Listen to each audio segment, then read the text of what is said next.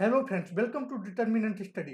आज है 25 मई 2021 और 25 मई 2021 से जितने भी इंपॉर्टेंट क्वेश्चन करंट अफेयर के बनते हैं हम इस वीडियो में आपसे डिस्कस कर लेते हैं।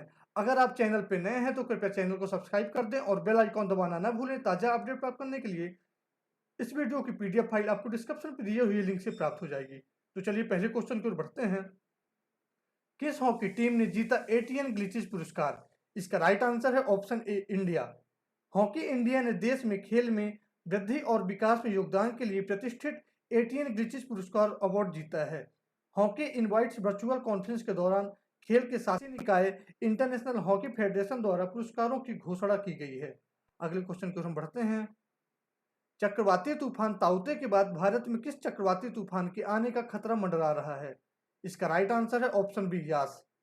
श्रेणी 5 के चक्रवाती तूफान के 26 और 27 मई के बीच पश्चिम बंगाल और उड़ीसा के तट पर दस्तक देने का अनुमान लगाया गया है। एक बार बनने के बाद चक्रवात का नाम यास रखा जाएगा। यास अम्फान की तरह घातक होगा जो पिछले साल मई में बंगाल की खाड़ी में भी बना था। ओमान द्वारा नामित यास एक चमेली जैसे पेड़ को संदर्भित करता है जिसमें अच्छी सुगंध होती है। हम कुछ जानकारी विश्व मौसम विज्ञान संगठन के बारे में ले लेते हैं। तो इसका मुख्यालय जिनेवा स्विट्जरलैंड में स्थित है। विश्व मौसम विज्ञान संगठन की स्थापना 23 मार्च 1950 को की गई थी एवं इसके वर्तमान अध्यक्ष डेविड ग्रिम्स हैं। अगले क्वेश्चन की ओर हम बढ़ते हैं। किसने जीता मोनाको ग्रांड प्रिक्स 2021 का खिताब? इसका राइट आंसर है ऑप्शन सी, मैक्स विरस्तापेन। रेडबुल के मैक्स विरस्तापेन ने पहली बार मोनाको ग्रांड प्रिक्स जीता है और लुइस हैमिल्टन से फॉर्मूला 1 चैंपियनशिप की बढ़त हासिल की। फेरारी के कार्लोस सेंज जूनियर दूसरे स्थान पर रहे जबकि मैक्लारेन एल नॉरिस निराशाजनक तीसरे स्थान पर रहे। अगले क्वेश्चन की ओर हम बढ़ते हैं। किसे रिजर्व बैंक इनोवेशन हब के सीईओ के रूप में नियुक्त किया गया है? इसका राइट आंसर है option A, Rajesh Bansal. Reserve bank innovation hub के बोर्ड ने 17 मई 2021 से राजेश बंसल को आरबीआई हब का मुख्य कार्यकारी अधिकारी नियुक्त किया है।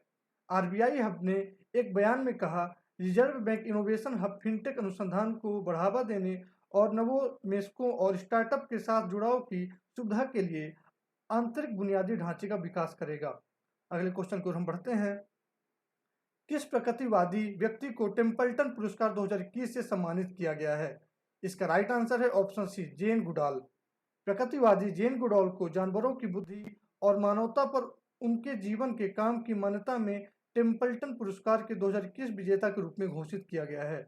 गुडॉल ने 1960 के दशक में तंजानिया में चिंपांजी के अपने अभूतपूर्व अध्ययन पर अपनी वैश्विक प्रतिष्ठा बनाई थी।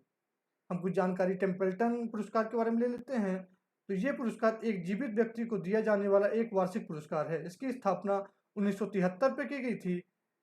टेम्पल्टन पुरस्कार जॉन टेम्पल्टन फाउंडेशन द्वारा प्रस्तुत किया जाता है। इसकी पुरस्कार राशि 1.1 मिलियन डॉलर है। वर्तमान में फ्रांसिस कॉलेज द्वारा इसे आयोजित किया जाता है। जीवन के आध्यात्मिक आयाम की चाहे अंतर्दृष्टि, खोज या व्यवहारिक कार्यों के माध्यम से पुष्टि करने में उत्कृष्ट योगदान के लिए यह पुरस्कार दिया जाता है। दोस्तों, आज की हम कुछ इंपॉर्टेंट वैकेंसी की बात कर लेते हैं। तो पीजीसीआईएल द्वारा ट्रेनिंग की रिक्वायरमेंट निकाली गई है एवं वायुसेना द्वारा एफ कैट की रिक्वायरमेंट निकाली गई है। इसकी विस्तार पूर्वक जानकारी के लिए आप डिस्क्रिप्शन पर दिए हुए लिंक से प्राप्त कर सकते हैं। अगले क्वेश्चन की ओर हम बढ़ते हैं। फोर्ब्स के द्वारा जारी 2021 के सबसे अमीर एथलीटों में शीर्ष स्थान पर कौन रहा? इसका राइट आंसर है ऑप्शन ए, कोनोर मैकग्रेगर। फोर्ब्स ने वर्ष के 10 सबसे अधिक भुगतान पाने वाले एथलीटों की अपनी वार्षिक सूची जारी की है। यूएफसी स्टार कोनोर मैकग्रेगर ने पिछले एक साल में 180 मिलियन डॉलर की कमाई करके फुटबॉल सुपरस्टार लियोनेल मेसी और क्रिस्टियानो रोनाल्डो को पछाड़कर दुनिया में सबसे अधिक भुगतान पाने वाले एथलीट बन गए हैं। ये फोर्ब्स की सूची में शीर्ष स्थान में है। दोस्तों, मैं बता देना चाहूँगा कि फोर्ब्स के द्वारा निकाली गई सूची में शीर्ष 3 स्थानों में कौन है। तो पहले स्थानों में कोनोर मैकग्रेगर हैं जो कि आयरलैंड के खिलाड़ी हैं। इनका खेल एमएमए है। इनकी आय 180 मिलियन है। दूसरे स्थान पर लियोनेल मेसी हैं, ये अर्जेंटीना के खिलाड़ी हैं। इनका खेल सॉकर है। इनकी आय 130 मिलियन है। एवं तीसरे स्थान पर क्रिस्टियानो रोनाल्डो हैं जो कि पुर्तगाल के खिलाड़ी हैं। ये सॉकर खेल से संबंधित हैं एवं इनकी आय 120 मिलियन डॉलर है। अगले क्वेश्चन की ओर हम बढ़ते हैं। किस व्यक्ति को बैडमिंटन वर्ल्ड फेडरेशन परिषद के सदस्य के रूप में चुना गया है? इसका राइट आंसर है ऑप्शन बी, हेमंत बिस्वा शर्मा। भारतीय बैडमिंटन संघ के अध्यक्ष हेमंत बिस्वा शर्मा को 2021 से 25 की अवधि के लिए परिषद के सदस्य के रूप में चुना गया है। 22 मई 2021 को BWF के वर्चुअल एजीएम और काउंसिल चुनाव में 20 सदस्यीय BWF परिषद के 31 प्रतियोगियों में से शर्मा को चुना गया है, जहां उन्हें 236 वोट मिले।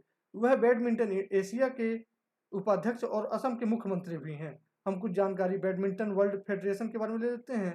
तो इसका मुख्यालय कुआलालंपुर में स्थित है, जो कि मलेशिया में है, एवं इसके वर्तमान अध्यक्ष पॉल एरिक होयर लॉर्सन है।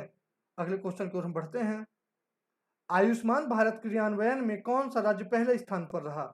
इसका राइट आंसर है ऑप्शन बी, कर्नाटक। ग्रामीण क्षेत्रों में व्यापक प्राथमिक स्वास्थ्य देखभाल प्रदान करने के लिए आयुष्मान भारत कार्यक्रम के तहत स्वास्थ्य और कल्याण केंद्र स्थापित करने में कर्नाटक को पहला स्थान मिला है। कर्नाटक 2020 और 21 के लिए परियोजनाओं को लागू करने में अग्रणी है। केंद्र ने जहां 2263 केंद्र स्थापित करने का लक्ष्य रखा था, वहीं राज्य ने 31 मार्च तक 3300 केंद्रों को अपग्रेड किया है। हम कुछ जानकारी कर्नाटक राज्य के बारे में ले लेते हैं। तो आपको स्क्रीन पे कर्नाटक राज्य का मैप दिख रहा है। यहाँ की राजधानी बेंगलुरु है। कर्नाटक के राज्यपाल वजुभाई वाला हैं एवं यहाँ के मुख्यमंत्री BS येदियुरप्पा हैं। अगले क्वेश्चन की ओर हम बढ़ते हैं। भारत देश की किस सेना ने ऑक्सीजन रिसाइकलिंग सिस्टम डिजाइन किया है? इसका राइट आंसर है ऑप्शन बी, नौसेना। भारतीय नौसेना ने मौजूदा ऑक्सीजन की कमी को कम करने के लिए एक ऑक्सीजन रिसाइकलिंग सिस्टम ORS तैयार किया है। दक्षिणी नौसेना कमान के भारतीय नौसेना के डाइविंग स्कूल ने इस प्रणाली की अवधारणा और डिजाइन तैयार की है, क्योंकि उनके पास इस क्षेत्र में विशेषज्ञता है। क्योंकि स्कूल द्वारा उपयोग किए जाने वाले कुछ डाइटिंग सेट में मूल अवधारणा का उपयोग किया जाता है। एक्चुअली पे ORS मौजूदा मेडिकल ऑक्सीजन सिलेंडरों के जीवन को 2 से अधिक 4 गुना बढ़ा देता है। दोस्तों, कुछ जानकारी नौसेना के बारे में लेते हैं। तो नौसेना के अध्यक्ष एडमिरल करमबीर सिंह हैं एवं इसकी स्थापना 26 जनवरी 1950 को की गई थी एवं भारत में नौसेना दिवस 4 दिसंबर को मनाया जाता है। अगले क्वेश्चन की ओर हम बढ़ते हैं। किसे चेन्नई पेट्रोलियम कॉर्पोरेशन का MD नियुक्त किया गया है? इसका राइट आंसर है option C, Arvind Kumar. Public Enterprises Selection Board PESB ने इंडियन ऑयल कॉर्पोरेशन लिमिटेड की एक इकाई चेन्नई पेट्रोलियम कॉर्पोरेशन लिमिटेड के MD के रूप में अरविंद कुमार को चुना है। वह वर्तमान में इंडियन ऑयल कॉर्पोरेशन में कार्यकारी निदेशक हैं। चेन्नई पेट्रोलियम कॉर्पोरेशन दक्षिण भारत की सबसे बड़ी रिफाइनिंग कंपनी में एक है, जिसकी स्थापित रिफाइनिंग क्षमता 10.5 मिलियन टन है। अगले क्वेश्चन की ओर हम बढ़ते हैं। किसने प्रोफेशनल गोल्फर एसोसिएशन चैंपियनशिप जीती? इसका राइट आंसर है ऑप्शन बी, फिल मिकेल्सन।